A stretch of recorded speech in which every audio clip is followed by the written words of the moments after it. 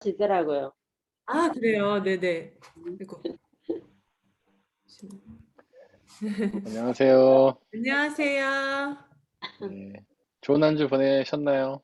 예, 네. 네. 감사합니다. 네. 오늘은 칼바르트 목사님의 기도를 통해서 함께 기도하기 시작하려고 하는데요. 칼바르트 목사님, 저희 잘 아는 목사님이시죠? 신학계 거장이시고, 원래 사실은 이분은 신학자가 아닙니다. 원래는 목회자인데, 이렇게 목회를 하려면 이제 신학 공부가 필요하다 생각해서 신학을 열심히 하셨던 분이고, 그로 인해서 거의 정말 웬만한 신학자들, 뭐, 웬만한 게 아니고 거의 최고의 신학자라고 불릴 만큼 깊이 있는 신학을 하셨던 분이십니다. 신학이라는 게 학문이라고 이렇게 생각하면 굉장히 신앙과 약간 거리가 있는 것처럼 생각하는 분도 계신데, 사실 신앙은 신학에서 출발을 하는 거죠.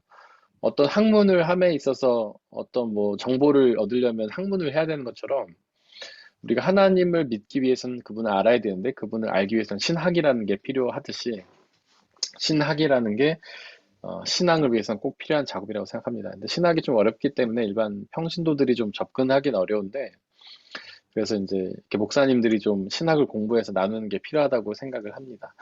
그래서 하여튼 신학자이면서 목회자이신 칼바르트 목사님의 기도를 함께 나누면서 시작을 하려고 합니다. 네. 우리 함께 기도할 텐데 이제 한 줄씩 기도하겠습니다. 저 한 줄, 여러분들 한 줄 이렇게. 주님, 자비롭고 전능하신 아버지, 당신은 당신은 이 형편없는 형편없는 세상을 세상을 지극히 지극히 사랑하셔서 사랑하셔서 당신의 당신의 사랑하시는 사랑하시는 아들이 아들이 이 세상과 우리 모두를 자유롭게 하기 위한 놀라운 길을 걷게 하셨습니다. 이것이 그것이 주님께 주님께 옳은 옳은 길이며 길이며 다른 길은 다른 길은 없습니다. 없습니다. 우리에게도 마찬가지입니다. 당신의 당신의 아들을 아들을 통해서만, 통해서만 당신의 당신의 아들과의 아들과의 연합을 연합을 통해서만 통해서만 우리는 자유를 얻을 수 있습니다. 가장 가장 깊은 깊은 심연을 심연을 통과해야만 가장 통과해야만 높은 가장 곳에 높은 곳에 이를 이를 수 수 있습니다. 있습니다. 고난을 통해서만 기쁨을 얻을 수 있습니다. 죽음을 죽음을 통해서만 통해서만 생명을 생명을 누릴 누릴 수 수 있습니다. 있습니다.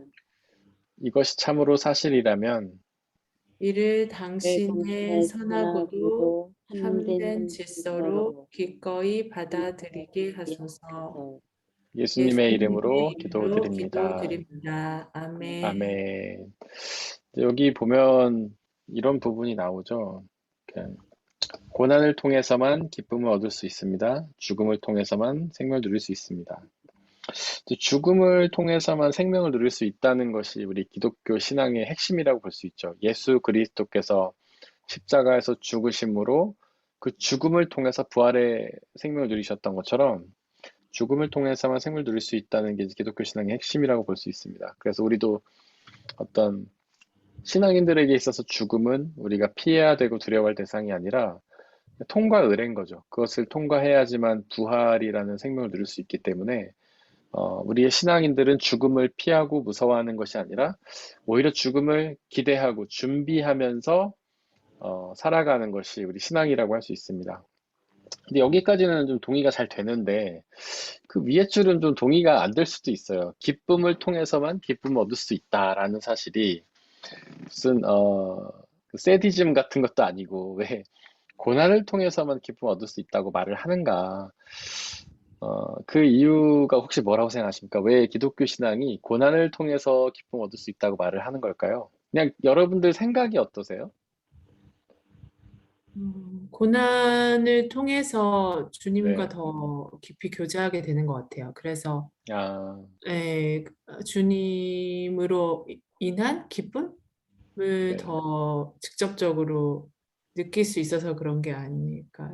네, 맞습니다. 네. 좋은 대답이시고, 우리가 성경을 통해서 보듯이 이제 고난을 당하면, 이제 여기서 고난은 막 철저한 고난이죠. 막 그냥 모든 것을 다 잃는 고난이죠. 욥과 같은 고난, 혹은 광야에서 이스라엘 백성들과 같은 고난.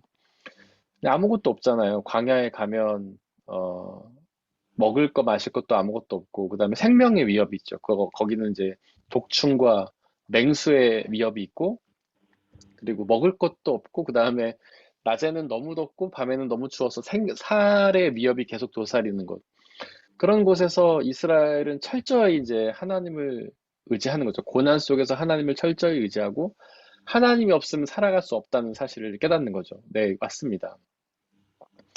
또 한 가지 차원이 있는데, 왜 고난이 기쁨을 주는 걸까요? 비슷하다고 볼 수 있는데, 또 다른 차원이 있습니다.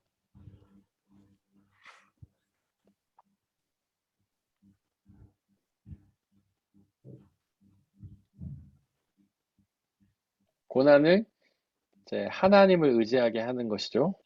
이게 이제 서민경 성도님께서 말씀하신 것이고, 근데 그 전에 우리는 누구를 의지하고 있습니까? 나를 의지하고 맞아요. 세상을 의지하고 나를 의지하고 있죠. 근데 고난을 통해서 그 나를 의지하지 못하게 되는 거죠. 음. 그전에는 뭐 욥 같은 경우에 자기가 하나님을 잘 믿긴 했지만, 그래도 뭐 좀 자신을 의지하는 마음도 조금 있지 않았을까요? 왜냐면 가진 게 좀 있으니까, 뭐 부도 있고, 명예도 있고, 다 가졌던 사람이잖아요, 욥은. 뭐 그 와중에도 하나님을 잘 믿었던 훌륭한 사람이긴 한데, 그런 나를 잃는 작업, 나를 모든 것을 뺏기는 것, 나의 건강, 재산, 뭐 권력, 명예, 이것을 다 빼앗기는 작업이 있기 때문에 이제 그것이 고난인 것이죠. 그래서 성경이 반드시 고난이 있어야지만 구원이 있다. 죽음이 있어야지만 생명을 얻는다는 건 그런 뜻이에요. 바로 내가 죽어야 되거든요. 나 자신이 죽어야 되거든요. 모든 사람이 죄인이라는 뜻은요, 두 가지 차원의 고백이에요. 하나는 모든 사람이 하나님을 믿지 않는다. 그리고 모든 사람이 자기 자신을 믿는다. 그런 말씀 드렸죠. 아우구스티누스, 이제 영어로는 어거스틴이라고 하는데 원래 발음은 아우구스티누스인데, 그 사람이 신앙은 곧 교만이라고, 죄는 곧 교만이라고 했잖아요. 죄는 곧 교만. 교만. 교만이라는 것은 자기 자신을 믿는 거잖아요. 그래서 죄는 하나님을 믿지 않는 건데, 교만은 자기 자신을 믿는 거잖아요. 그래서 모든 사람들이 하나님을 믿지 않는데 그 이유는 자기 자신을 믿기 때문인 거죠.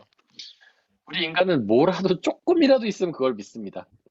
통장에 뭐 몇만 원만 있어도 그걸 의지하고, 자기 머릿속에 진짜 쌀데기 없는 잡지식 하나 있어도 그걸 믿고, 세계에서 제일 무서운 사람이 책 한 권 읽은 사람이라고 하듯이 자기 머릿속에 뭐라도 있으면 그걸 믿는 것이 사람이라는 것이죠. 근데 고난이라는 작업은 이 나를 철저히 부인하는 작업이기 때문에 힘든 것이죠. 이스라엘 광야에서 이스라엘 백성들이 스스로 물 한 모금 마실 수도 없고 먹을 거 하나도 얻을 수가 없는 그런 상황에 처해진 것. 욥이 자신이 갖고 있던 모든 것을 다 잃는 상황. 예수님이 전능하신 분이셨지만 십자가 위에서 아무것도 하지 못하시는 그런 상황. 그런 상황을 우리도 거쳐야 된다는 거죠. 그래야지만 참 자신을 이제 부인하고, 죄의 근원인 나 자신을 부인하고 하나님 의지하게 되기 때문에 그래요. 이게 이제 자연스럽게 되면 좋은데, 그냥 우리가 하나님을 믿고 나를 내려놔야지 하고 그냥 하면 좋은데, 이게 잘 안 된다는 거예요. 우리는 어쨌거나 나 자신을 의지하게 된다는 거예요. 뭐라도 조금 있으면. 그래서 하나님은 그 고난이라는 걸 통해서 나를 철저히 부인하게 하고, 결국 예수님을 의지하게 하는 그런 일을 하신다는 것이죠. 그래서 성경은 바로 고난이 있어야지만 기쁨 얻을 수 있다. 우리는 가능하면 고난을 피하고 싶어 하고, 심지어 어떤 분은 고난을 피하려고 신앙을 가지는 분도 있는데, 신앙은 그렇지 않습니다. 오히려 고난으로 우리를 부리시고 있죠.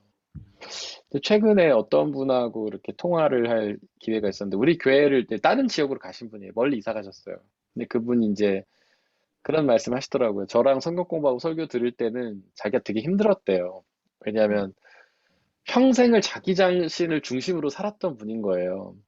자기 자신을 위해서만 살았던 거죠. 자기 자신을 위해 열심히 노력하고 굉장히 성실한 분인데, 자신의 성공을 위해 열심히 하고 자기가 하는 것들은 대부분 이뤄왔던 분인 거예요.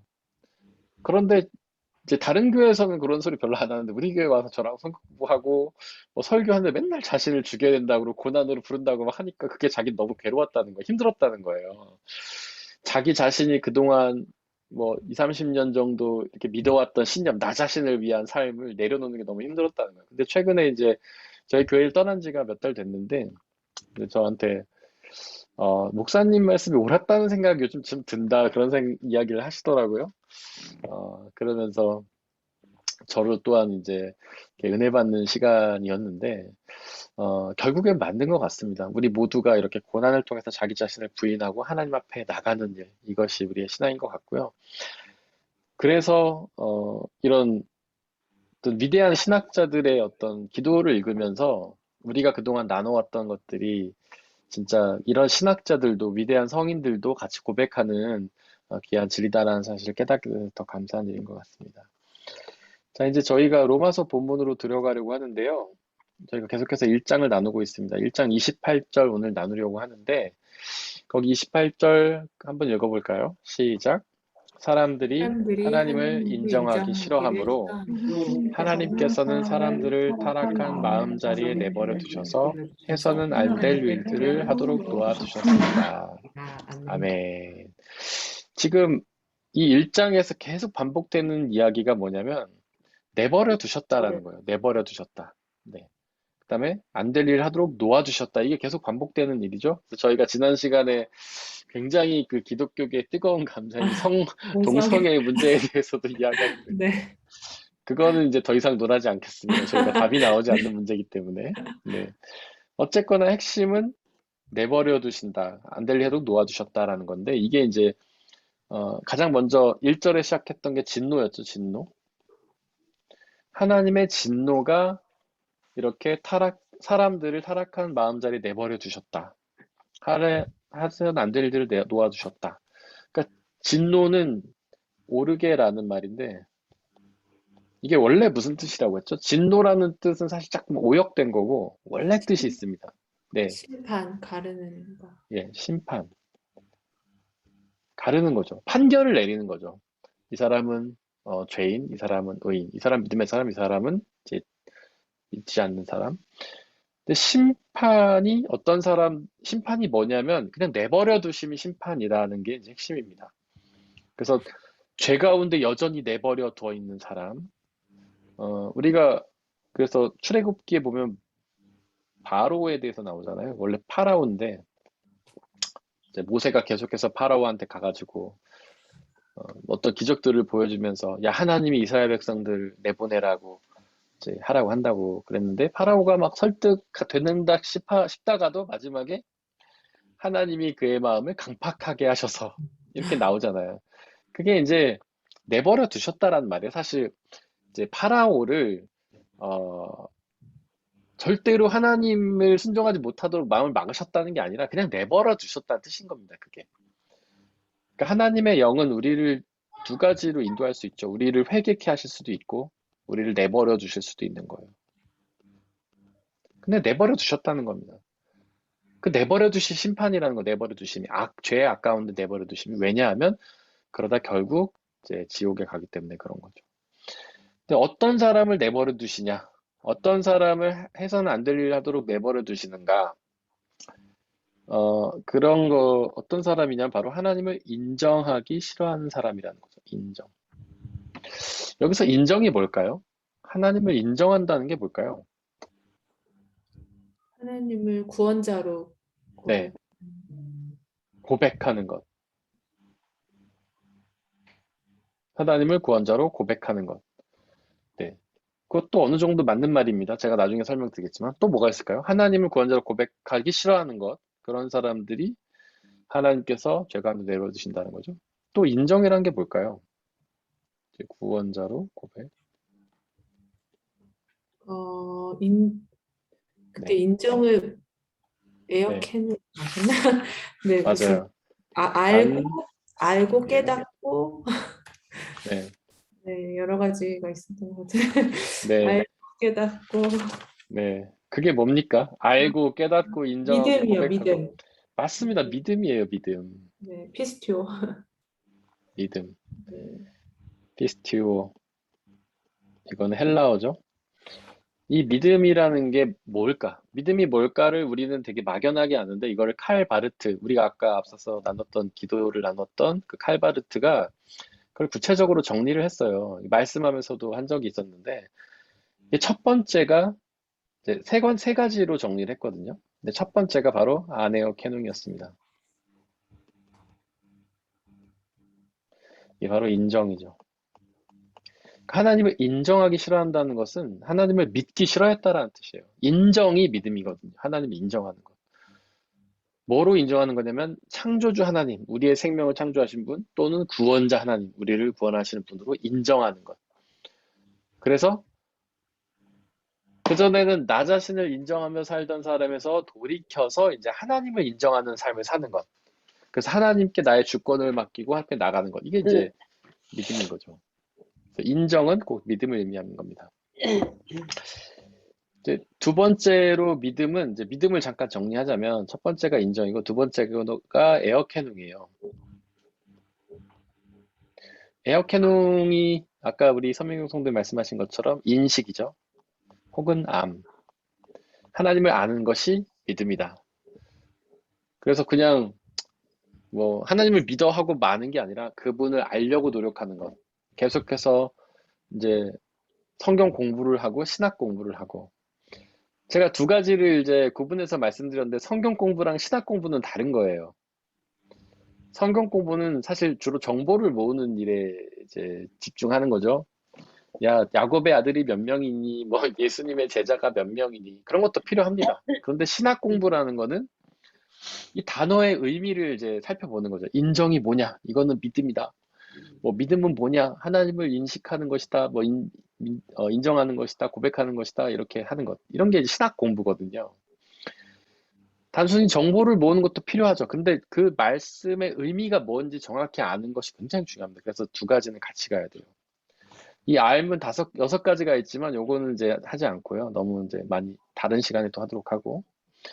세 번째로 믿음은 아까 우리 서민경 성도님 말씀하신 것처럼 고백입니다. 베켄트니스. 이건 여러분들 꼭 기억하셔야 돼요. 믿음은 하나님을 인정하는 것이고 하나님을 인식하는 것이고 하나님을 고백하는 것이다. 고백은 자기 고백이 있고요. 나 스스로가 나는 하나님을 믿는다라고 고백하는 것. 두 번째로는 이웃에게 고백하는 복음 증거가 있습니다. 하나님에 대해서 선포하는 것이죠. 그리고 세 번째로는 기도로 하나님과의 고백, 교제가 있는 거예요. 이 세 가지, 하나님을 인정하는 것, 살아계신 하나님, 창조주 하나님, 구원자 하나님 인정하는 것, 그리고 그분에 대해서 아는 것, 그리고 그분을 고백하는 것이 믿음이다. 그래서 이제 28절은 사람들이 하나님을 인정하기 싫어한다는 것은 사람들이 하나님을 믿기 싫어한다는 거죠. 그것은 바로 다른 말로 하면 죄라고 할 수 있습니다. 이제 믿지 않는 사람들 보면 참 신기한 게 하나님을 믿지 않으려는 경향이 있어요. 그러니까 이 세상을 보면요. 하나님이 살아서 역사하신다. 창조주 하나님께서 창조하셨다는 증거가 있기도 하고 없기도 합니다. 제가 그런 말씀 드렸잖아요. 이 세상의 모든 것에는 만든 사람이 있다는 거죠. 만들지 않고 존재하는 건 아무것도 없어요. 이렇게 간단해 보이는 휴지도 만든 사람이 있다는 거죠. 이것도 뭐 나무를 던졌더니 우연히 나올 수 없다는 거예요. 그 어떤 것도 마찬가지. 아주 간단해 보이는 물건도. 그런데 이 온 우주 만물, 이렇게 완벽하게 돌아간 온 우주 만물. 아침이 되면 해가 뜨고 밤이 되면 해가 지고 봄이 되면 따뜻해지고 겨울이 되면 추워지고 벌레가 있고 벌레를 먹는 곤충이 뭐 도마뱀 같은 게 있고 걔를 먹는 동물이 있고 이게 완벽하게 조화를 이루며 간다는 것. 그리고 요즘 뭐 환경 운동 이야기하지만 사람들이 환경을 파괴하니까 환경 스스로가 보호하려고 계속해서 여러 가지 작용들을 이제 일으키잖아요. 그런 것들. 그다음에 사람들이 환경에 적응해 나가는 것들. 뭐 시간이 되면은 나이가 들어가는 것들, 생명이 탄생하는 것, 이런 거 너무 놀라운 일이잖아요. 이런 게 어떻게 우연히 만들어질 수가 있겠습니까? 그러니까 만든 존재가 있다는 거예요. 근데 사람들은 그걸 믿지 않으려고 한다는 거죠. 그래서 우연히 폭발했다라는 빅뱅을 더 믿는다는 거예요. 참 신기하죠. 둘 다 근거가 없는 건 마찬가지예요. 하나님이 태초에 천지를 창조하셨다라는 성경의 진술을 증명할 수 없는 것은 맞습니다. 하지만 우주가 우연히 폭발했다는 것도 증명하지 못하는 건 사실이에요. 음. 그냥 추측할 뿐이지. 어느 한 점에 시작됐다라고만 말할 수 있지. 폭발한 걸 누가 봤나요? 그거는 알 수 없어요. 그냥 어떤 제가 정확하게 이해하는지 모르는데 일반 상대성 이론인가 뭔가 보면 이렇게 우주가 확장되어 간다고 하잖아요. 확장되는 걸 보면 예를 들면 우리가 물속에 돌을 던지면 이렇게 물 뭐라고 하죠? 그거 물 탁 땡기면 물에 이렇게 울렁울렁 생기는 거 뭐라고 합니까? 맞죠? 그 말이 생각이 안 나요. 물결. 물결이라고 합니까? 근데 돌을 던지면 물결이 돌 주변에서 탁 시작해서 옆으로 이렇게 흘러가잖아요. 그것처럼 우주가 팽창을 하는데 팽창을 하려면 시작이 있어야 된다는 거예요. 그래서 빅뱅을 말한 거예요. 추측을 한 거, 추측을. 가설이에요, 그건. 근데 둘 다 가설인데 하나님이 창조했다는 것도 가설이고 우주가 우연히 폭발했다는 것도 가설인데 사람들은 뭘 더 믿습니까? 빅뱅을 믿잖아요. 빅뱅을 교과서에도 막 들어가고 증명도 안 됐는데 교과서 들어가서 사람들 공부해서 시험 보고 그러고 있잖아요. 그 다윈의 진화론도 원래 다윈이 말하려고 했던 건 진화가 아니었어요. 적응이었어, 적응. 그래서 다윈이 처음에 진화를 말하게 된 게 뭐냐면 그 다윈이 전 세계를 여행하다 보니까 같은 종류의 동물인데 다 다르게 생겼거든요. 같은 개인데 왜 얘는 이쪽에서 이렇게 생기고 저쪽은 저렇게 생겼을까? 그렇게 연구하다 보니까 얘가 상황이나 환경에 따라 적응을 하는구나. 이러다 보니까 그게 발전돼서 진화론이라는 게 생긴 거예요. 그러니까 진화라는 프로세스는 열등한 존재에서 우등한 존재로 된다는 게 핵심이 아니고 어떤 문화에 그 생명체가 적응한다는 게 핵심이에요. 진화론의 핵심은. 근데 어쨌거나 그 진화론도 가설이거든요. 증명이 안 됐어요. 그런데 그게 교과서에 떡하니 들어가 있잖아요. 왜 같이 증명할 수 없는데 어떤 건 사람들이 받아들이고 어떤 건 받아들이지 않는가. 사람들이 하나님 인정하기 싫어하기 때문이라는 거죠. 싫어하기 때문에. 하나님이, 그러니까 사람들이 죄인이기 때문에 그렇다는 거죠. 제가 그런 말씀 드린 적 있었는데, 무신론도 신앙이다. 불신앙도 신앙이다. 네. 사람들이 신이 없다라고 믿는 거예요. 그거는 증명이 안 되거든요. 근데 이제 그 사람들한테 물어보면 하나님이 없다는 것도 증명이 안 되고, 하나님이 있다는 것도 증명이 안 되는데, 왜 굳이 하나님이 없다는 데다 베팅을 하냐. 하나님이 있다는데 베팅을 하면 있으면은 너무 좋고 없어도 뭐 별 상관없지 않냐. 근데 없다는데 베팅하면 하나님이 없어도 망하고 있어도 망하지 않냐. 그럼 굳이 왜 베팅을 없는 데다 하냐. 있는 데다 하지. 어차피 다 증거가 없는데. 그러면 이제 사람들이 끄떡끄떡 하거든요. 없다는 거 증명하라 뭐 증명 못 해요. 그 사람들이 맨 처음에 저한테 묻기를 야 하나님이 있는 거 증명해보라. 그럼 제가 증명 못 한다고 해요. 그럼 없다는 거 증명해보라. 그럼 그 사람도 증명 못 하거든요. 그럼 다 증명 못 하는데 왜 굳이 없는 데다 베팅을 하냐. 그럼 손해인데.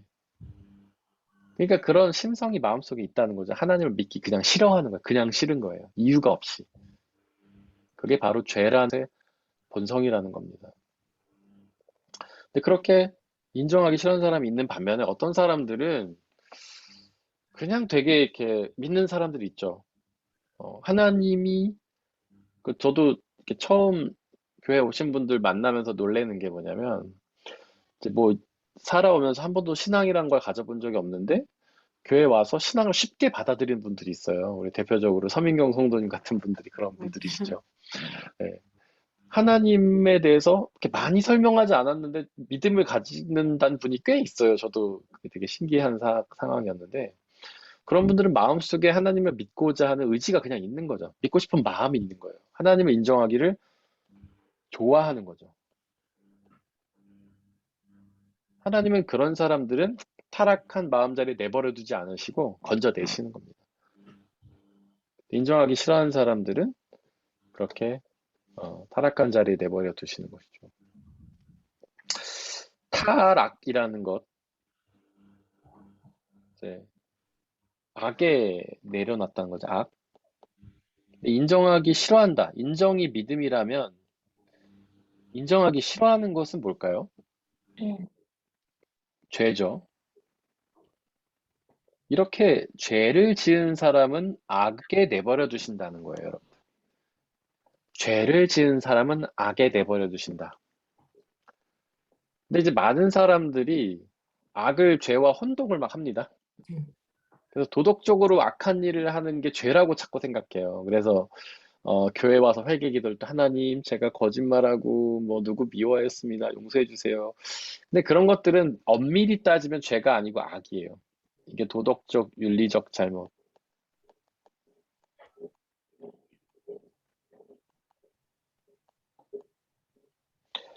성경은 악이라고도 하고 잘못이라고도 해요. 우리 주기도에 보면 우리가 우리의 잘못을 용서한 것 같이 우리의 죄를 용서해 주시고 이렇게 돼 있잖아요. 그러니까 잘못. 도덕적, 윤리적 잘못이라는 말입니다. 이게 악이고 이거는 죄예요. 악은 죄의 결과입니다. 죄를 지은 사람들이 악을 행하는 거예요.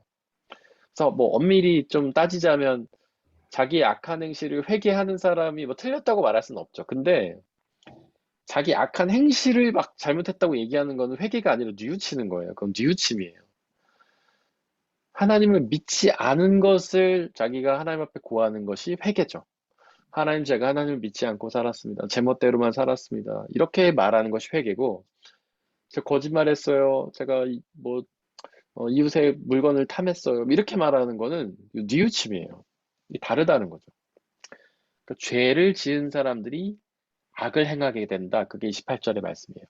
하나님을 인정하지 않는 죄를 지은 사람들은 악에 머물게 된다. 그래서 악한 일을 한 사람들을 야, 너 악한 일 했어. 회개해. 이렇게 말하는 게 아니라 그런 사람들이 죄를 지어서 저런 악을 행하는구나 라고 측은히 여기고 그들이 하나님을 믿고 하나님께로 돌아올 수 있도록 우리는 중보를 해야 한다는 겁니다. 이 죄와 악, 이게 하나님을 믿지 않는 것이고 이건 도덕적인 악이라고 말씀드렸는데 제 태초에 에덴 동산에 나무가 두 개가 있었는데 생명나무랑 선악과라는 게 있잖아요. 네.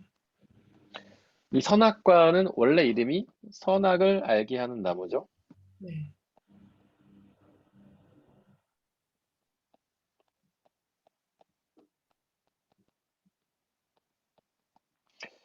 이 나무를 하나님이 아담과 하와에게는 먹지 말라고 하셨습니다. 그 이유는 뭐냐면 선악을 아는 것은 사람의 권한이 아니기 때문에 그렇죠. 오직 하나님만의 권한이기 때문에 그래요. 하나님만이 선과 악을 판단하실 수 있었습니다.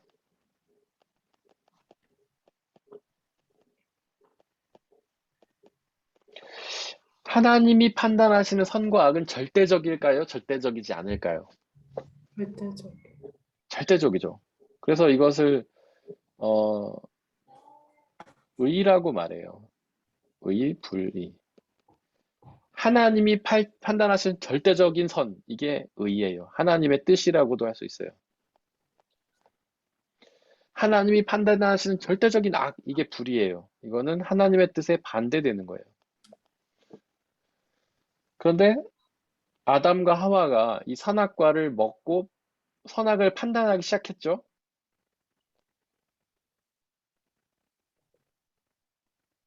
그래서 처음에 한 판단이 뭡니까? 아담과 하와가 옷을 지어 부끄러워. 입잖아요.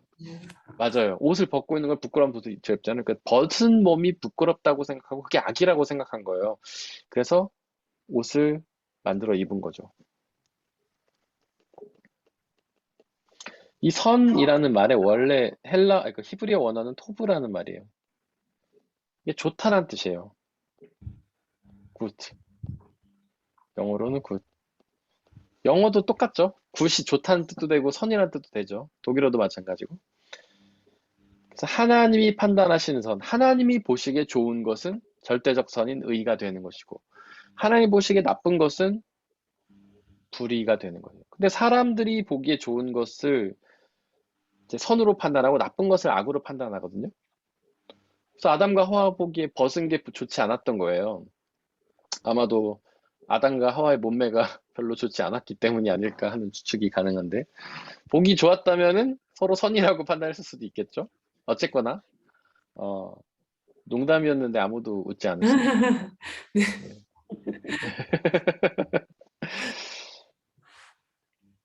사람들이 저마다 자기가 좋은 대로 판단하면서 이 선악이 만들어지게 시작됐는데 그 사람들이 판단하는 이 선과 좋고 나쁨은 절대적이지 않다는 거예요. 사람마다 다르다는 거예요. 제가 농담처럼 말했지만 뭐 몸매가 좋고 나쁨을 가지고 선과 악을 구분한다면 그게 절대적이겠어요? 절대적이지 않죠. 서로 다 다른 가치를 가질 거 아니겠습니까? 그리고 우리가 그 벗은 몸에 대해서도 굉장히 그 선악의 구분이 다르잖아요. 한국 사람들은 벗는 것을 굉장히 부끄럽게 여기죠. 그래서 네. 우리는 친한 사람들하고도 목욕탕 잘 안 가잖아요. 부끄러워서. 가족들하고 가는 것도 민망하고. 근데 독일은 그런 게 어디 있습니까? 그냥 남녀가 다 같이 벗은 몸으로 사우나하고 그러는데 독일 사람들이 볼 때는 벗은 게 선인 거예요. 한국 사람들 같은 사람들은 벗은 게 악인 거고. 그러니까 선악의 판단이 다르기 때문에 이렇게 사람들이 저마다 선악의 판단을 내리면 어떤 일이 나타날까요? 다투는 거죠, 이제. 네. 예. 전쟁, 뭐 미움. 아, 쟤는 왜 저렇게 생각해? 우리는 그런 일로 다투잖아요. 내 생각하고 달라. 왜 쟤는 저렇게 생각하지? 선악을 판단함에 있어서 우리는 미움과 시기와 다툼과 질투가 생겨난다는 겁니다. 선악의 판단 때문에. 그래서 하나님은 우리에게 선악을 판단하지 말게 하신 거예요. 왜냐하면 우리의 선악의 판단은 지극히 개인적이고 주관적인 거 서로 절대로 맞지 않기 때문에. 그래서 선악의 판단은 오직 하나님만 하시는 겁니다. 그러면 이 세상을 살 때 우리가 선악의 판단을 하지 말고 살아야 되냐 이런 질문이 가능하죠. 그래서 저는 기본적으로 성경의 판단을 따를 것을 이제 추천을 드려요. 성경에 보면 어떤 이제 판단들이 나와 있잖아요. 근데 그것 중에서도 이렇게 문화나 상황에 매여 있는 것들도 있어요. 그러니까 다 받아들일 수는 없는데, 그래도 그걸 우리가 참고를 해야 되고, 그리고 세상의 법에 저는 참고를 하라고 말씀을 드려요. 왜냐하면 그게 절대적이라서가 아니라, 법이라는 거는 그래도 많은 사람들이 공통적으로 동의하는 것들을 법제화 시켜놓은 거잖아요. 그러니까 그걸 따르면 많은 사람들이 그것에 동의를 하기 때문에 문제가 별로 안 생겨요. 그래서 저는 일단 기본적으로 우리가 성경의 법을 따르고 이제 사회법도 우리가 따라야 된다. 저는 그렇게 생각합니다. 그래야 우리가 서로 갈등이나 다툼이나 어떤 미움이 생길 수 있는 이제 근원이 좀 줄어든다라고 이렇게 생각을 합니다. 네.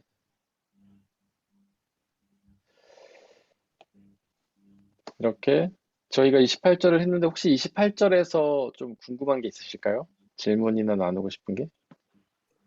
근데 방금 선과 악을 뭐 네, 판단을 절대 뭐 전혀 안 하는 게 아니고 어쨌든 네, 사회법이나 그 네, 그런 거 어쨌든 네, 참조를 하라고 하셨는데 또 네, 이제 나라마다 다른 것 같은데 특히 한국은 조금 전체주의 문화라고 할까요? 좀 이렇게 네, 집단주의, 약간 좀 네, 쉬면 네, 조금 네, 좀 이렇게 음, 같이 어울리기 어렵고 약간 네, 그런 좀 부분들이 있잖아요. 뭐 예전에 어디서 네, 무슨 조사도 했는데 뭐 예를 들어서 엘리베이터에 탔는데 다들 뒤를 보고 있으면 한국 네. 사람들은 거의 99%가 자기도 뒤를 이렇게 보더라고요. 이렇게 그냥 어, 같이 뒤로 이렇게 네, 방향을 해서 네, 네, 그래서 근데 이제 어느 순간에는 예를 들어서 뭐 미디어를 접한다거나 아니면 이렇게 사람이랑 교류를 할 때, 네, 물론 저의 생각도 선인지 악인지 모르지만, 왜냐면 제가 네, 판단할 수 없지만, 그래도 대중이 판단하는 게 되게 걱정스럽고, 이제 네, 만약에 성경 말씀에서 비춰봤을 때, 네, 근데 그 사회에서 또 살기 위해서는 그럴 때는 되게 갈등이 될 것 같거든요. 네, 예를 들어서 뭐 그런 거 있잖아요. 요즘 한국에서는 회사 다닐 때도 네, 네, 뭐 이렇게 크리스찬이라고 얘기를 하면 네, 음, 약간 좀 따돌림을 당한다던가 네, 예, 그랬을 때 이렇게 좀 당당하게 신앙 고백을 하고 나 교회 다닌다. 네, 근데 네, 이제 그런 거에 되게 고민하시는 분들을 많이 봐서 네, 그럴 때는 좀 어디에 이렇게 좀 더 이제 이렇게 기준을 두고 이렇게 해야 네, 할지 조금, 네, 물론 이제 저희가 이론적으로는 성경 말씀의 기준이 되고 이걸 알지만 현실에 네, 적용할 때는 되게 어려운 것 같아요. 네. 그러니까 네, 저는 아까도 말씀드렸지만 이제 법이라는 게 정확한 기준은 아닌데 그 나라 법이라는 게 뭐 그러니까 나라마다 다 다르기도 하잖아요, 법이라는 게. 그래도 그 나라에 있는 법은 그 나라 사람들이 생각하는 어떤 사고방식이나 의식의 흐름의 총체라고 생각을 하거든요. 완전하지 않을지라도.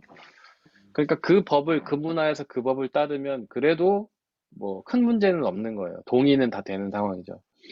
그래서 우리가 일단 성경에서 우리에게 가르치는 바들을 다 해야 되는데 그게 뭐 세상법과 부딪히는 경우도 있지만 아닌 경우도 많이 있거든요.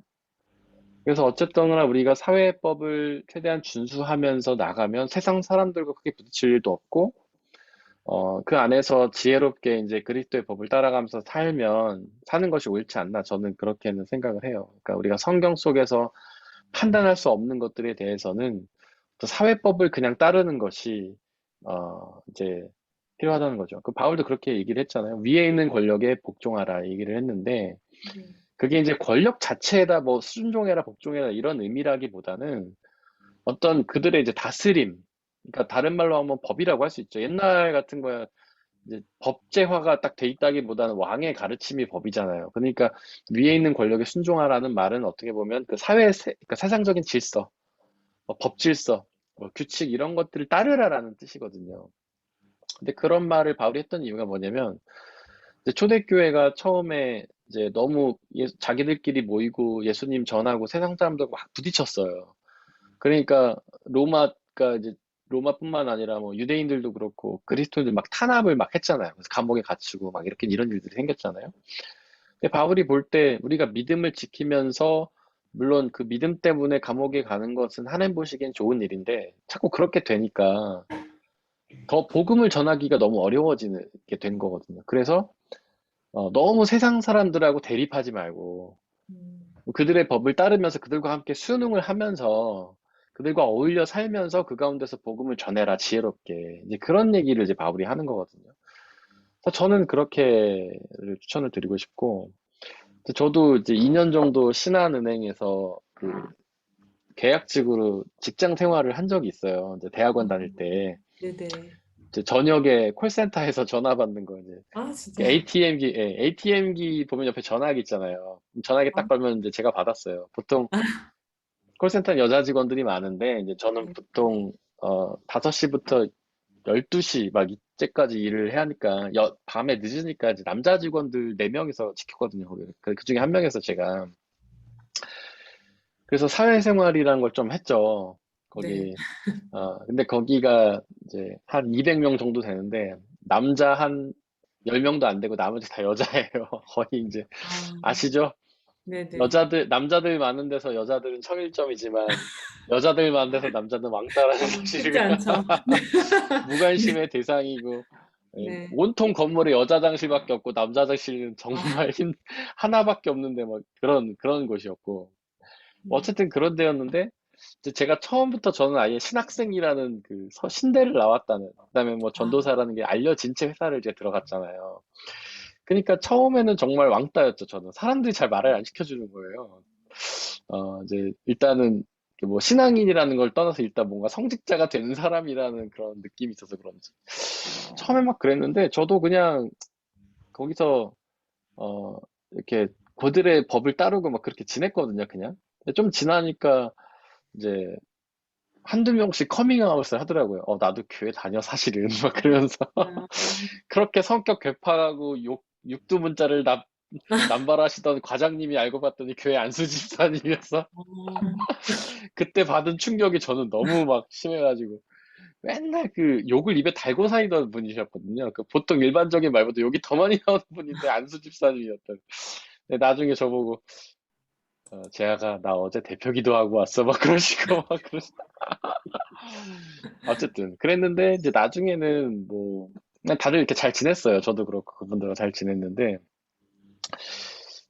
근데 저는 그때 모르겠어요. 요즘에는 옛날보다 더 그 그리스도인들에 대한 어떤 그런 고정관념이 심해지고 미워하는 마음 더 생겼는지 모르겠는데 그때도 뭐 비슷하긴 했거든요. 근데 또 사람들이고 다 이렇게 잘 어울려 지내다 보니까 또 가까워지고 그런 걸 제가 경험하면서 어, 이제 우리도 지혜롭게 세상의 흐름을 너무 벗어나지 말고 잘 이렇게 같이 따라가면 이제 어울릴 수 있구나 그런 생각을 했어요. 네. 어쨌거나 그래서 저는 일단은 우리가 복음을 믿는 사람들이지만 그것을 세상에 전달을 해야 되기 때문에 일단 세상의 법의 가치를 이렇게 따라가는 것이 우리에게는 좀 지혜로운 일이 아닐까 싶습니다. 그러니까 물론 하나님의 법을 벗어나지 않는 이제 한도 내에서겠죠. 근데 그게 구체적으로 뭐냐 그러면 저 말씀드리기 좀 어려운데 그래서 어떻게 보면 각자가 각자의 삶에서 지혜롭게 잘 판단하고 적응해야 되는 문제라고는 생각합니다. 혹시 이와 관련해서 나누고 싶은 게 있으실까요? 질문이나?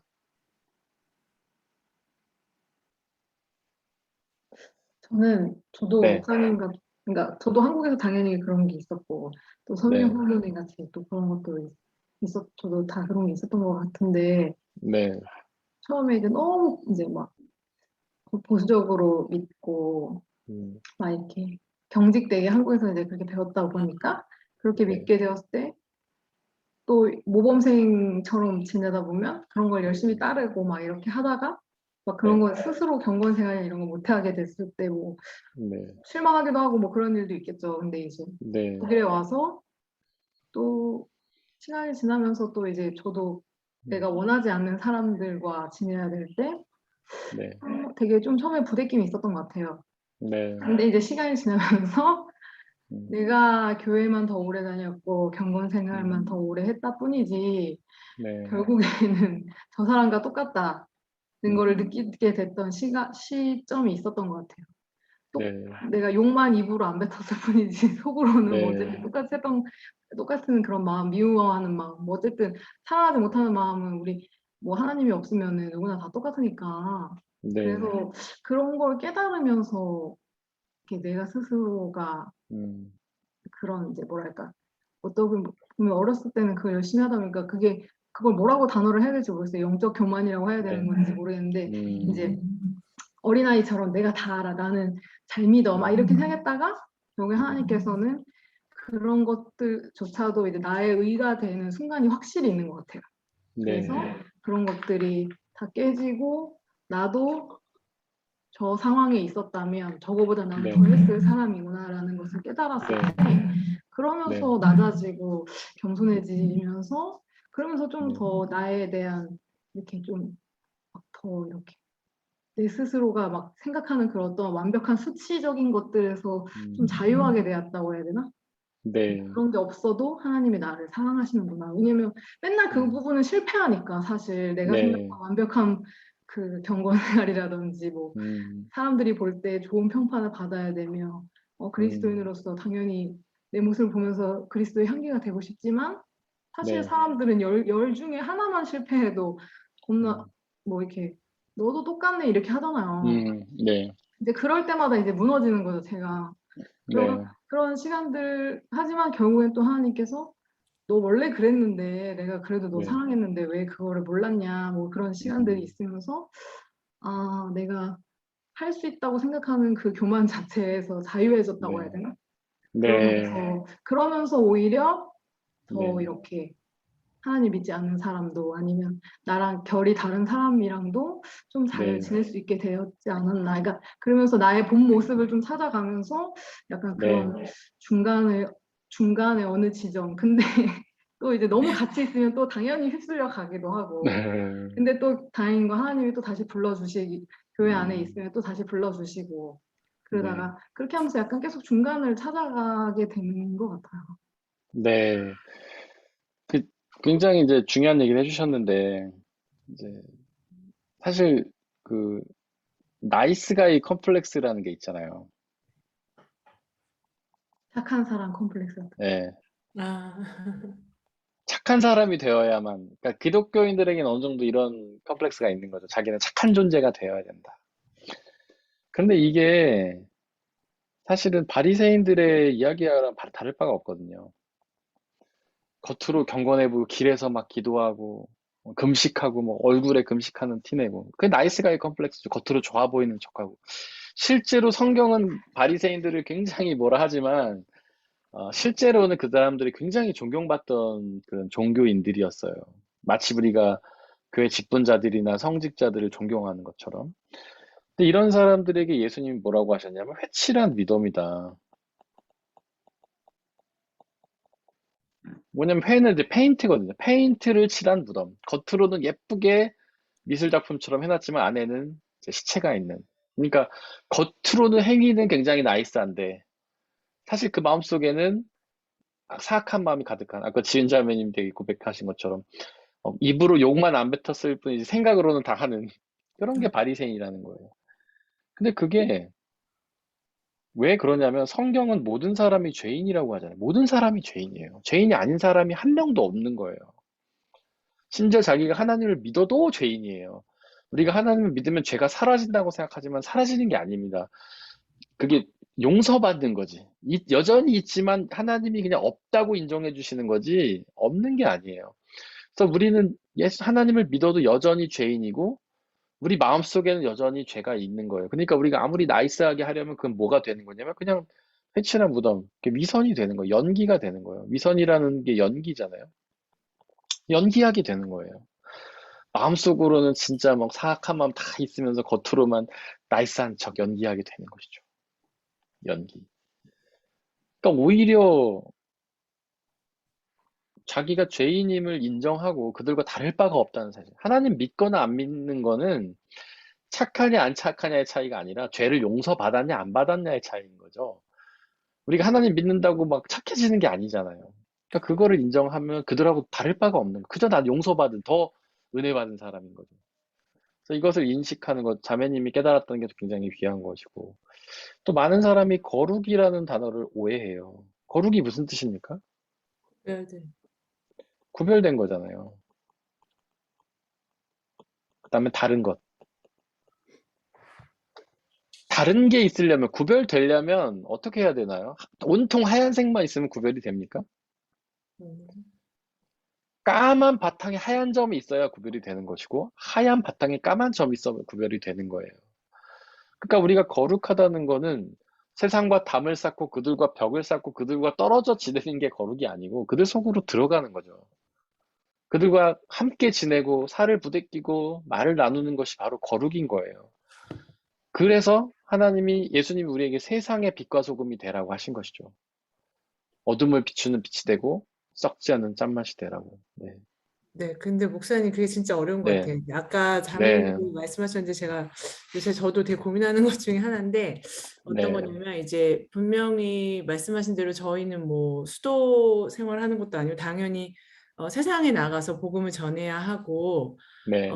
하지만 아까 자매님이 말씀하신 것처럼 또 같이 그러니까 내가 제대로 중심을 잡고 있지 않으면 나도 모르게 네. 거기에 같이 휩쓸리잖아요. 네. 그래서 분명히 또 주님께서는 믿지 않는 자와 같이 멍에를 지지 말라고 말씀을 하셨는데 그럼 내가 네. 나의 이 중심을 잘 잡으면서 세상에 나아가서 네. 이렇게 네, 주님의 자녀로 살아간다는 게 네. 너무 어려운 것 같아요, 저 혼자. 그리고 이제 네. 말씀하신 대로 뭐 저도 이제 계속 느끼는 거지만 하나님께서 매일 너무나 많은 사건을 통해서 제가 너무너무 네. 형편이 없고 무능하고 연약하고 그런 걸 매일매일 깨닫게 해주시는데 그래서 그럼에도 불구하고 어쨌든 세상에서 나아가서 이제 이렇게 살아가야 되는데 네. 너무 자신이 없는 거예요.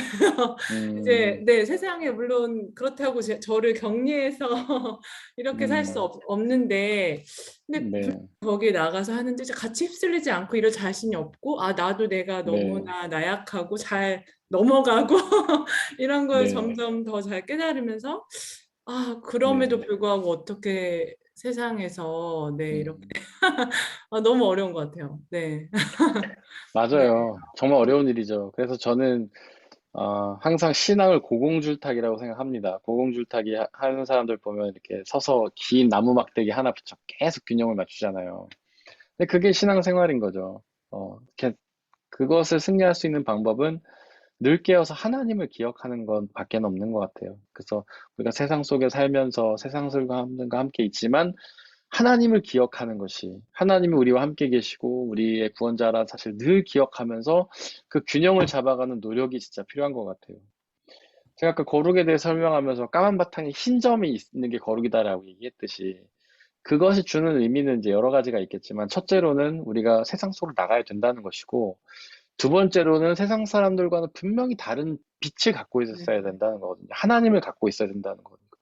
그러니까 우리가 그들과 함께 지내지만 우리 가운데는 예수 그리스도의 빛을 반드시 갖고 그분을 기억해야만 우리가 세상의 빛과 소금이 될 수 있는 거예요. 그러니까 어떤 사람들은 거룩하게 지내는 게 그들과 격리하고 그들과 다르게 살아가고 그들을 맨날 비판하고 정죄하고 나는 거룩하다고 생각하지만 그게 아니고, 그들과 똑같이 살지만 우리 마음속에 예수 그리스도를 기억하고 심고 살아가는 것, 이게 이제 거룩하다라는 것이죠.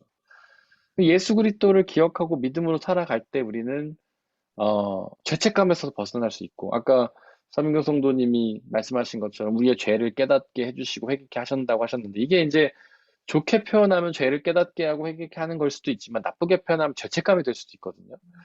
근데 그게 이제 경계가 모호한데, 거기서 예수 그리스도를 기억하면 그거는 이제 신앙이 되는 거예요. 나의 죄를 깨닫게 해주고 예수 그리스도를 믿고 그분이 주시는 복음의 자유를 누리면 우리는 그게 이제 복음이 되는 것이고, 만약에 그 예수 그리스도를 기억하지 못하고 내 죄만 생각하면 이제 죄책감이 되는 거거든요. 근데 죄책감을 계속 가지게 되면 우리는 신앙에서도 실패하고 힘들지만 세상에서도 우리는 낙오한 인생을 살 수밖에 없게 되는 거거든요. 그러니까 반드시 예수 그리스도를 기억하는 게 굉장히 중요한 거죠. 세상의 삶에서. 그래서 제가 기억하는 게 중요하다고 이해하는 게, 이제 어떤 신학자가 그런 말을 했잖아요. 신앙은 기억이다. 아까도 우리가 말했지만 믿음의 세 번째가 있었잖아요. 그중에 두 번째가 에어캐농이었잖아요. 네.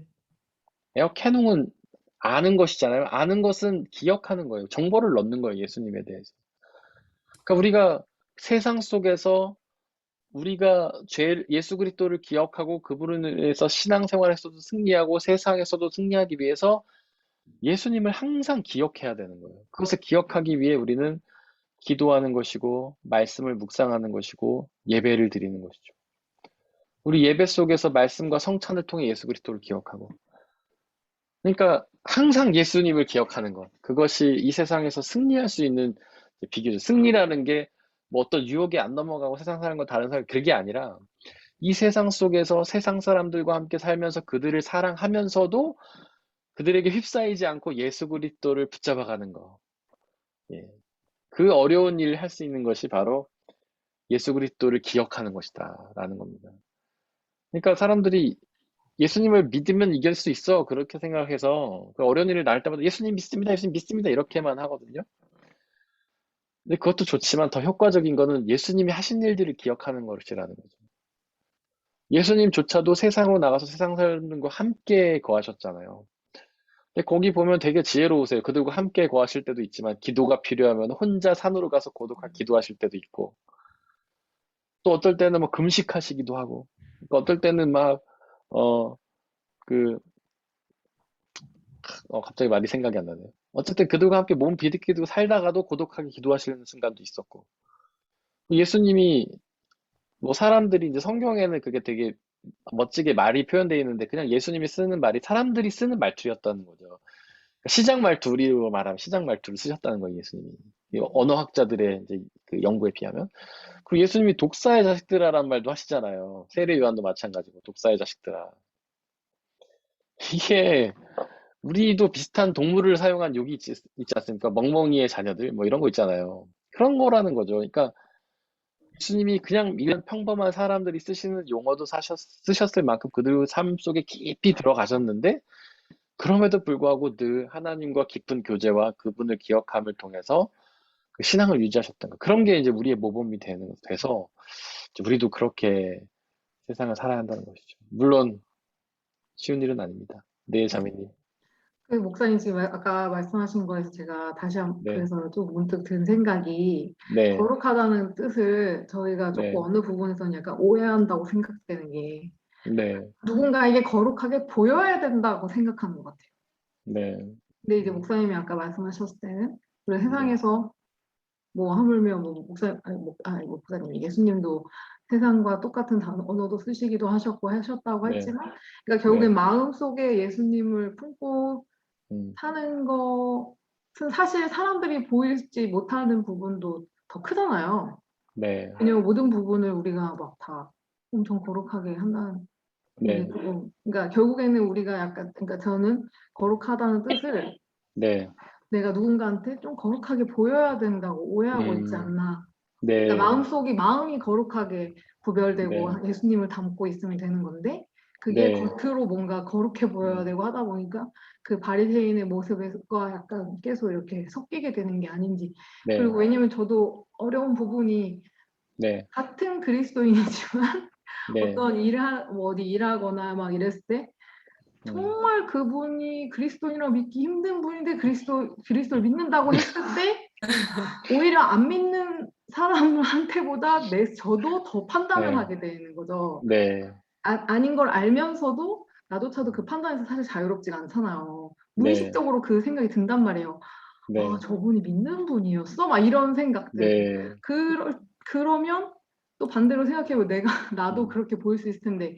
그러면 네. 이제 그런 의문이 생기는 거예요. 네. 어떻게 그러면은 그런 자리 일터에서 내가 네. 그리스도인이라는 거를 거룩하게 모든 일을 할 수는 없는데, 거기는 또 네.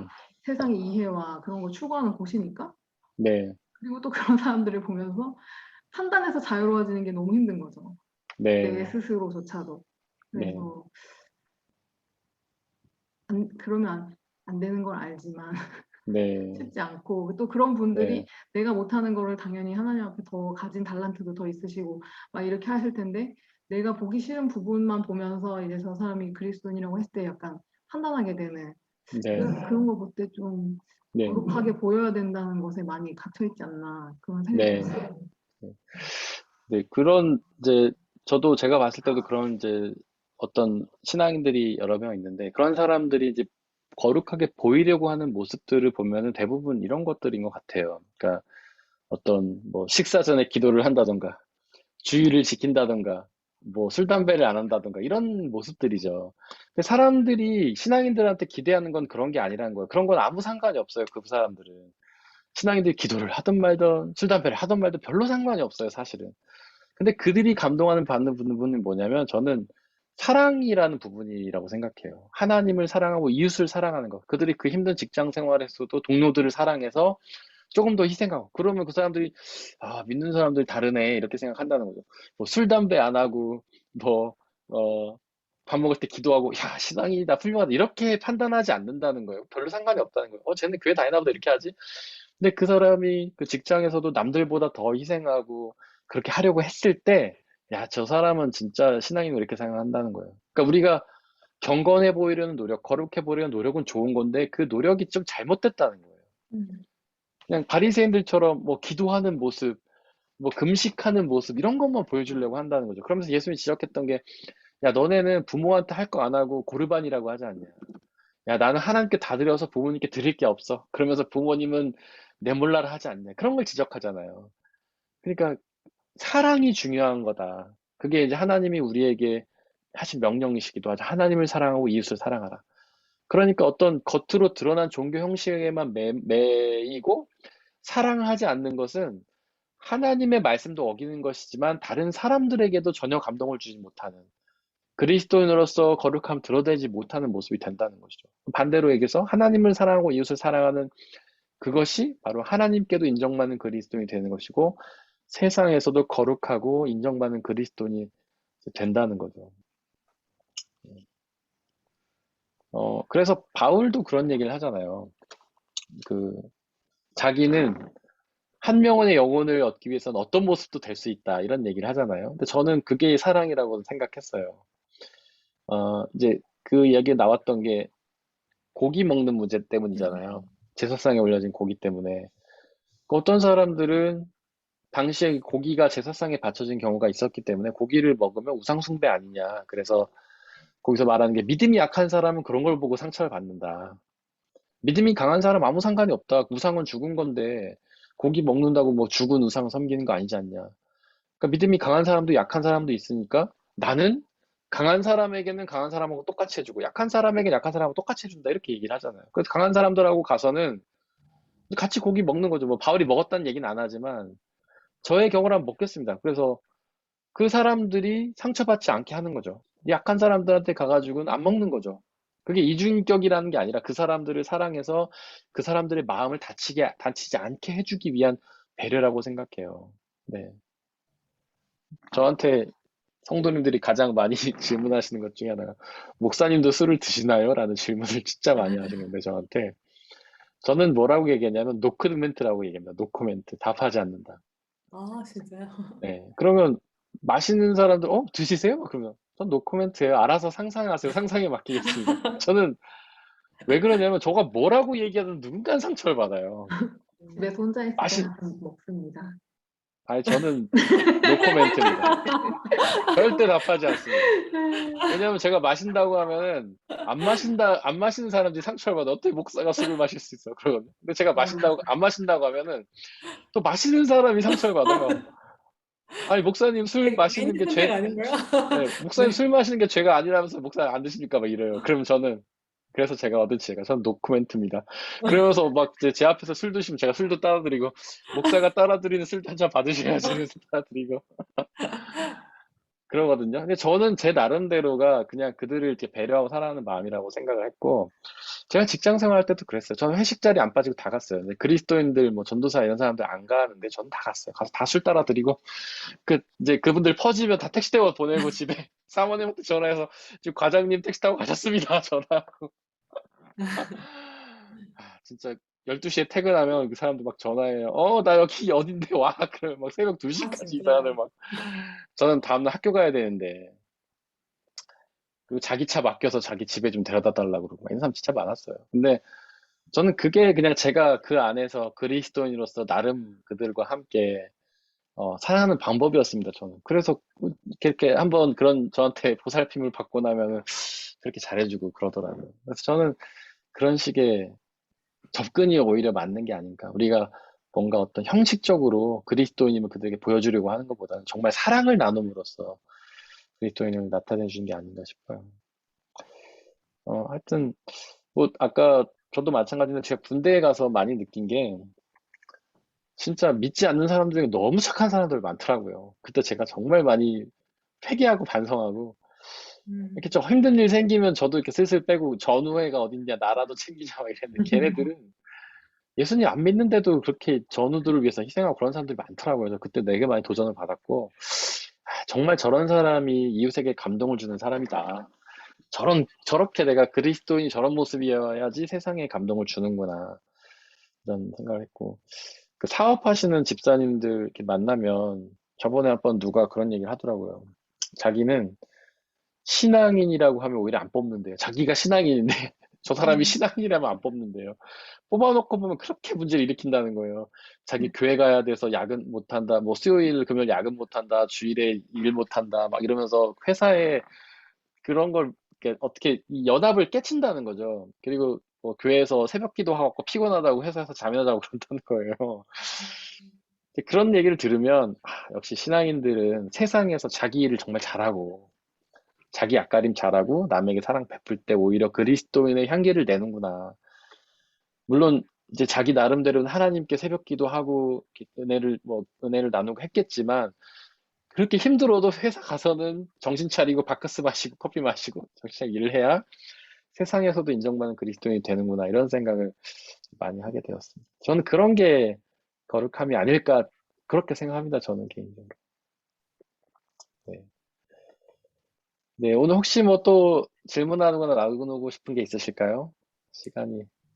저는 그냥 간단하게 네, 나누고 싶은 게 최근에 네, 네, 그러니까 저는 그 전까지는 기도를 할 네, 때 네, 주님한테 저의 정말 그 밑바닥, 저의 그 엄청나게 불편한 이런 감정들까지는 이렇게 고백을 못했었던 것 같아요. 왜 그런지 네, 모르겠는데, 그러니까 주님을 되게 두려워하고 경외하고 그런 마음은 있지만 반대로 이제 아버지한테 모든 걸 구하는 아이처럼 그렇게 네, 막 왜 시편에 보면 다윗이 막 엄청 강하게 막 얘기하잖아요. 네. 네, 뭐 저 사람을 망하게 뭐 멸망하게 해주세요, 뭐 이런 식으로. 그래서 음, 그런 걸 볼 때도 이렇게까지 이렇게 기도를 해도 되나? 약간 네.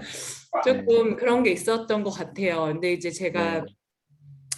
한 몇 개월 정도 조금 네. 개인적으로 좀 힘든 일이 좀 있었는데 가정에 음, 그런 거를 겪으면서 이제 조금 더 이제 기도의 자리에 나갈 때 이제 네. 좀 그거에 좀 자유로워진 것 같아요. 그래서 이제 제가 좀 나누고 싶은 건 한 지지난주였나 한 2, 3주 전쯤이었는데 제가 이제 네. 교회에서 예배를 드리는데 그날 조금 이제 네. 불편한 감정이 있었어요. 제가 마음에.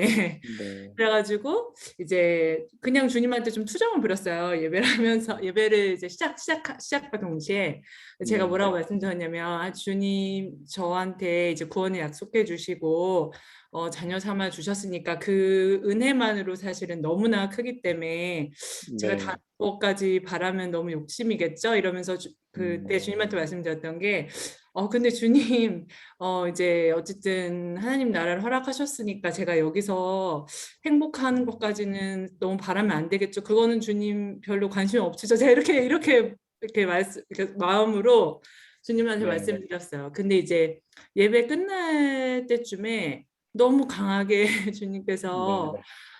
아니다. 나는 너의 행복을 바라고 네가 그 모든 짐에서 자유하고 평안하게 바란다. 이런 너무 강한 마음을 주셔가지고 거기서 막 오열을 하여튼 음, 그날 제가 이거 마스크를 쓰고 있어서 아무도 못 보셨는데 완전 혼자 음, 오열을 막 했거든요. 그래서 네. 그때 너무 큰 깨달음이 와서 주님께서 정말 네. 자녀로서 정말 사랑해 주시는구나라는 걸 느꼈고 그리고 네. 모든 그냥 사실 저도 이제 지훈이 키우지만 만약에 지훈이가 만약에 힘든 일이 있는데 혼자 끙끙 앓고 저한테 와서 솔직하게 얘기를 못하면 부모로서 그게 더 마음이 아플 것 같거든요. 네. 그래서 마찬가지로 내가 여태까지 너무 가식적으로 음, 주님한테 기도를 했구나. 이제 예를 들어서 뭐 이런 거 있잖아요. 제가 저 사람이 미운데 저 사람이 음, 오늘 되게 뭐 나를 힘들게 하고 밉게 했는데 나는 이제 음, 주님한테 나름대로 이제 좀 정화해서 기도한다고 그래도 주님 저 사람이 구원받게 해주세요. 약간 이렇게 조금 가식적으로 기도를 했던 것 같아요. 그래서 음, 이제 지금은 좀 거기에서 더 자유해져서 조금 네. 더 이제 주님한테 더 솔직하게 주님 좀 꼴 보기 싫어요 막 이러면서 좀 약간 솔직하게 네 말씀드리면서 물론 이제 그게 또 너무 좋은 또 이제 저는 과정이라고 느꼈던 게 네. 그렇게 하면서 조금 더 저를 다시 감정을 이렇게 돌아보게 하고 이게 또 내가 이렇게 그 사람을 생각하지만 나도 다를 바 없구나 이렇게 기도하면서도 이렇게 한 번씩 정리가 되기도 하고 음, 해서 최근에 약간 좀 네, 그런 은혜가 조금 있어서 조금 네 그냥 간단하게 좀 나누고 싶었어요. 네. 네. 귀한 나눔이라고 생각하고요.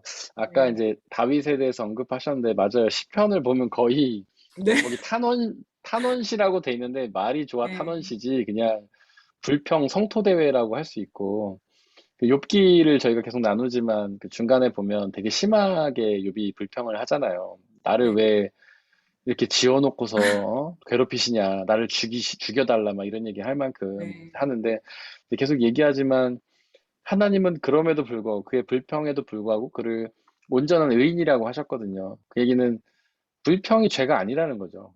그러니까 죄라는 것은 믿지 않는 게 죄인데, 하나님을 믿지 않는 사람이 하나님한테 불평하지 않는다는 거죠. 하나님을 믿으니까 불평하는 거예요. 그러니까 불평은 죄가 아닙니다. 그러니까 우리의 마음을 솔직하게 토로하는 거지. 근데 물론 너무 심하게 막 하면 좀 그렇죠. 그래서 네. 욥은 좀 그렇죠. 책망을 듣기는 해요. 네. 나중에. 이제 욥이 개장 불평했던 거는 하나님 도대체 왜 이유 없이 날 괴롭히시냐는 거였거든요. 이유가 뭐냐 도대체. 이유를 알려달라. 그랬더니 하나님이 이제 이유를 말씀해 주시기보다는 이 온 우주 만물을 움직이는 게 난데 다 이유가 있어서 움직이는데 너의 고난도 마찬가지다. 그러니까 기다려라. 이제 이런 얘기를 하신 거잖아요. 그래서 어쨌거나 이제 불평은 할 수 있다고 저는 생각하고요. 불평도 이제 신앙의 일부분이다. 이렇게 생각을 네. 하고요. 불평을 하시니까 하나님 응답도 해주신다고 생각을 하고, 하여튼 하나님은 우리를 사랑하십니다. 하나님은 사랑이시다. 그러니까 그 하나님 사랑이시다라는 것은요, 하나님의 모든 행동이 우리를 사랑하는 것에서 비롯된다는 뜻이에요. 하나님은 사랑하기 때문에 모든 행동을 하신다는 거예요. 부모도 자녀를 위해 사랑하기 때문에 모든 행동을 하지 않습니까? 잔소리도 사랑하니까 하는 거고, 혼도 사랑하니까 내는 거고, 맛있는 밥도 사랑하니까 해주는 거고, 마찬가지예요. 하나님도 우리를 사랑하시기 때문에 모든 일을 하시는데, 고난마저도 하나님이 우리를 사랑한 것의 일종이라는 거죠. 왜냐하면 고난을 통해 아까 말한 것처럼 고난을 통해서 우리 자신을 죽이고 구원하는 방법이 되기 때문에. 그러니까 하나님이 사랑해 주셔서 하는 모든 행동이고 하나님 우리가 기쁘고 자유하길 원하시고 평화를 주기 원하신다는 것이죠. 그래서 우리에게 복음을 전해 주시는 거고 기쁨의 소식을 전해 주시는 것이고 그러니까 우리가 어떤 우리의 삶을 기뻐하고 즐거워 자유할 권한도 있고 전 책임도 있다 이렇게 허락도 있다 이렇게 생각하고요. 만약에 우리가 기쁘고 자유하지 못한다면 하나님을 향한 더 큰 의지가 이제 필요한 거죠. 이렇게 힘든 상황에서 그 상황만 바라본 고통스럽지만 그것을 통해 이루실 하나님의 계획을 보면서 이제 기대하며 감사와 기쁨으로 나아가는 것이 이제 우리 삶의 모습이라고 생각하고요. 삶 속에서 어떻게든 기쁨과 감사와 자유와 행복을 찾는 것이 우리 신앙인의 하나님의 뜻을 찾아가는 우리 신앙인들의 모습이 아닐까 그렇게 생각합니다. 네. 주님 안에 자유와 기쁨을 누리셔서 너무 저도 감사하고 좋습니다. 네. 혹시 다른 분들 뭐 나누고 싶은 거 있으실까요? 우리 권사님 없으세요? 네, 오늘 듣는 것으로 족합니다. 네. 정량아 집사님은 없으십니까? 선생님 들으셨어요? 들으셨어요. 네. 근데 저는 서민경 네. 성도님 네. 말하시는 게 정말 네. 100% 와닿는 게 저가 저런 저렇게 똑같은 심리 상태가 저한테 몇 년 전에 있었을 때 기도도 잘 안 되고 네. 뭔가 하나님 그러니까 근데 그 아까 착한 사람 콤플렉스에서 저는 약간 연장선상이라고 제 스스로 깨달았거든요. 하나님한테 칭찬받는 그러니까 좋은 말만 해야 되는 거예요. 기도할 때. 네. 그러면서 내가 위선적인 기도만 하고 있는 거예요. 하나님 괜찮아요. 전 이것만으로도 감사해요. 이렇게 하면서 하는데 네. 마음에 그리고 두 번째는 원하는 거를 말했는데 안 들어줄까 봐. 그러면 내가 하나님한테마저 좀 실망할 것 같은 그러니까 네. 너무 시험 들까 봐 마음이 너무 네. 힘들어질까 봐 그런 네. 것도 있고 그다음에 세 번째는 그만큼 하나님이 나를 사랑한다는 거 아직 더 많이 못 느껴서 더 믿어야 되고 더 받아야 되는데 그걸 잘 이렇게 못 느꼈을 때 저는 그랬던 것 같아요. 제 스스로 돌아봤을 때 내가 왜 그랬었을까 하면서 저는 생각했었거든요. 네.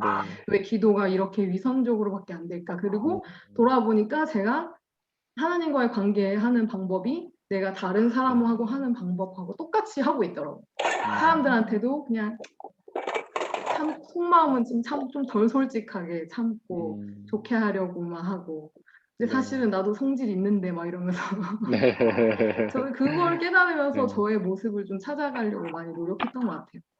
네.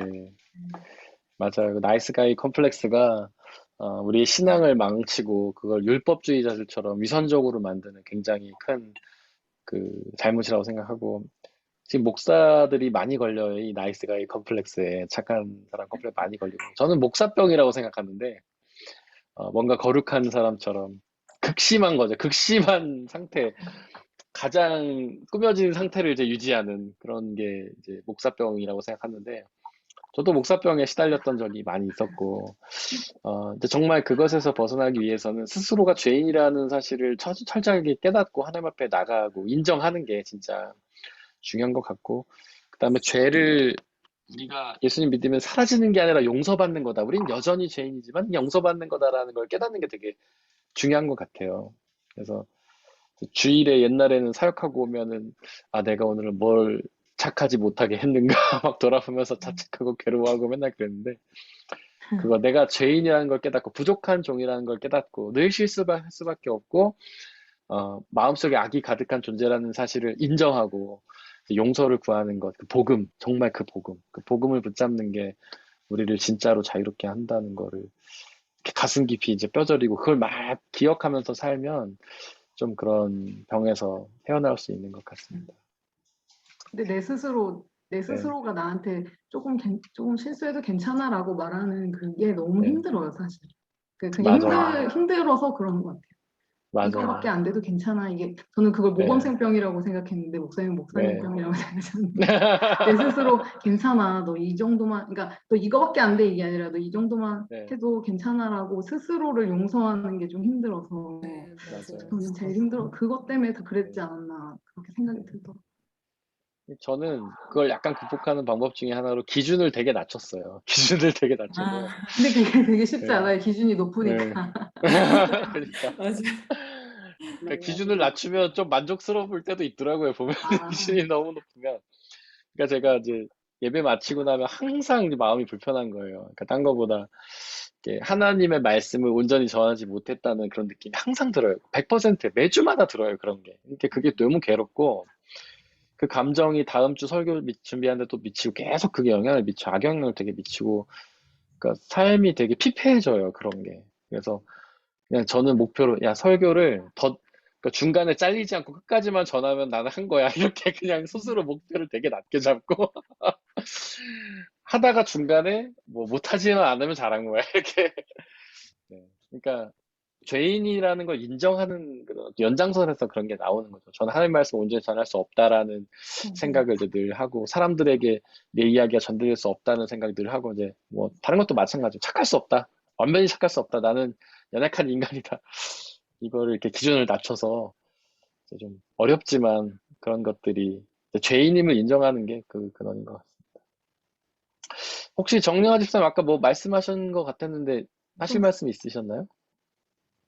목사님, 저 오늘 할 말이 전혀 없어요. 그냥 듣고만 있어요. 지금 네, 퇴근하고 와서 할 일이 알겠습니다. 너무 많아서 솔직히 말해서 집중을 잘 못했고 그냥 아, 네. 저기 지금도 부엌에서 계속 일하고 있는 중이에요. 죄송해요. 네. 아닙니다. 죄송하시긴요.